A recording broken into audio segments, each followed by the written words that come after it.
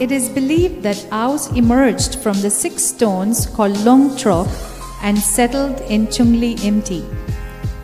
Aos used to worship 3 beings, Anung Sungba, Myo Sungba, and Long Di Sungba.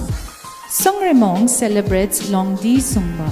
It is said that in those early days, God and man were in conversation with each other.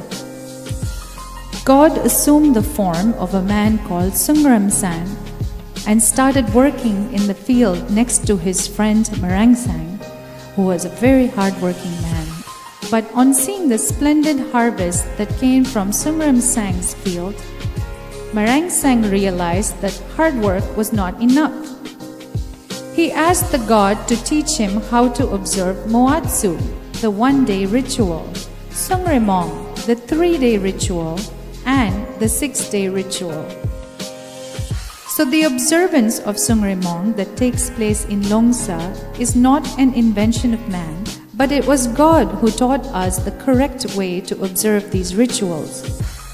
Our forefathers had no calendar, so the flowering of a certain tree called Songsapen marks the start of Tsúngremong.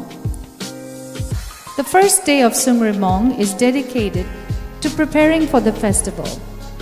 The village is cleaned and decorated. All the meat and food is kept ready for the feast. The most important task is to collect the vine of the sword bean creeper for the ceremonial tug of war.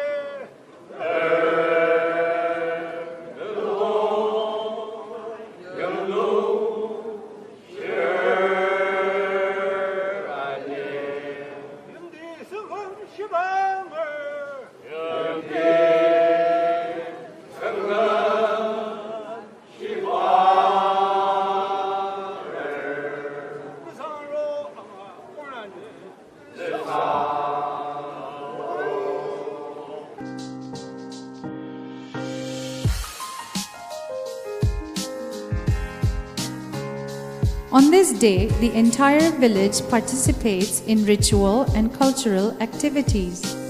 The ceremonial pulling of the sangzi is followed by singing and dancing. The main event is the tug of war between the men and the women. No one is allowed to work because the sound of pounding rice or chopping of wood is said to chase away the blessings.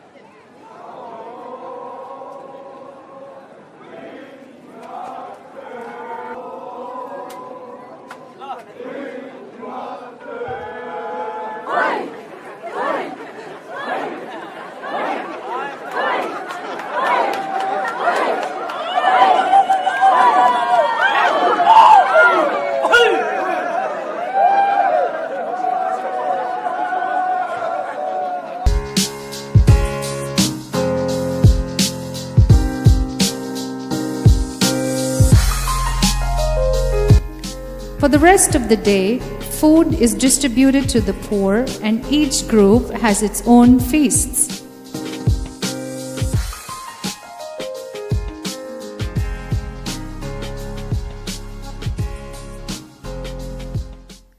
On the last day of the festival, everyone helps to clear the paths around Longsa to signify peace and unhindered exchange with the neighboring villages.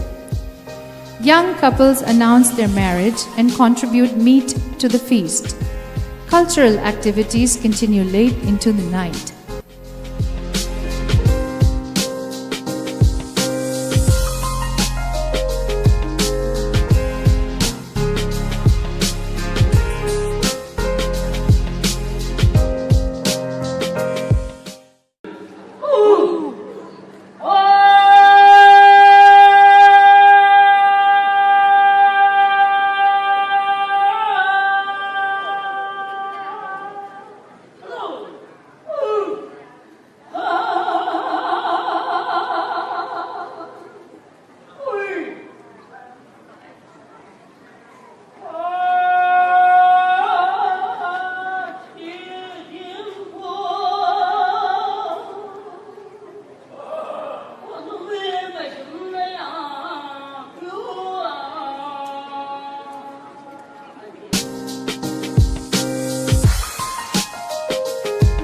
The world is changing.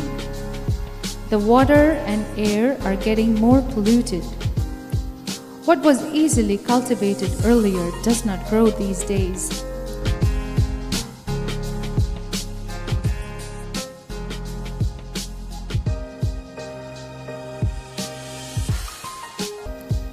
About 70 to 80% of the Longsa population has migrated.